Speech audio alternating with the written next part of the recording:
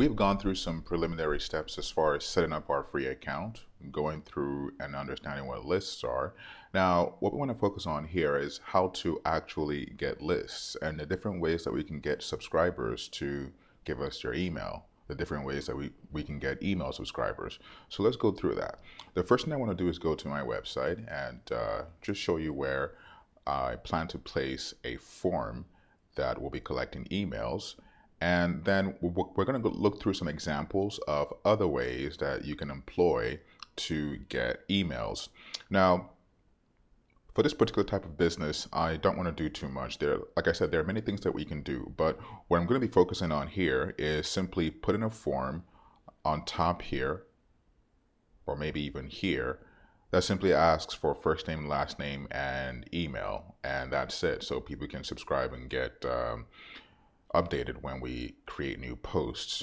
That's simply all I'm going to be doing, and this is the simplest way to actually have to actually collect emails, is simply placing an email subscription form on your website in a prominent place, maybe throughout the blogs as well. For instance, if we go into the blog here, you can see some of the articles that we've written, and usually you can find a subscription box on the right hand side, or sometimes when you go into a website, like when you go into the blog itself, you can actually see that within the content it has, for instance, a blog subscription. And an example I can show you is my site. For my particular site, for my services site, if we go into the blog, we'll see that there is in multiple locations throughout, we'll see that there's a newsletter subscription box here. And even as you're reading through the article, there is a subscription box here.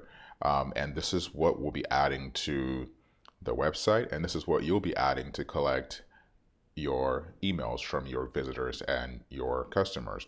But let's look at some other ways to get emails. What other options are available?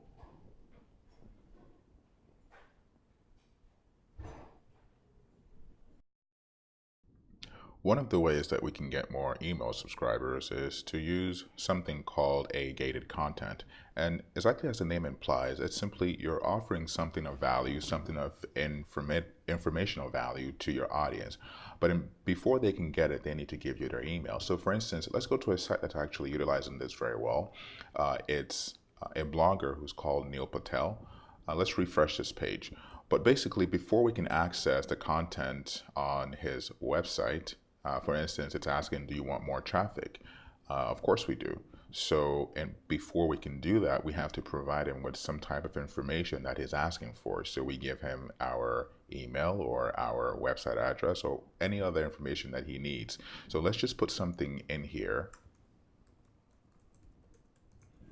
And when we click Analyze Website, it's going to ask us for some more questions. And all of this is really designed so that he can get our email and in the future send us relevant information. So what's going to happen at the end of this progress field? It's going to ask us for our email so that it can send us the results. And this is just a tactic that you can use. Now, it doesn't have to be as slick as this, but this is just a simple system, again called a gated content, that allows someone to collect your email in exchange for information, something of value. So like for instance, myself and you yourself, you probably want this. He's gone over your website. He's going to present you with some advice as far as how to increase your leads, how to increase your traffic. And in return, we just have to give him our full name, our monthly marketing budget, our work email, and our phone number. Now that looks like a lot, but he's offering us something that's really, really great. But now he gets something of value for him, and I get something of value for me. Another way to get emails and to get subscribers is, again, providing something of value to those people, and in exchange they give you something that you value yourself. The other thing is white papers or PDF. This is essentially informational content that helps the visitor make a decision about a process or some kind of decision that they need to make.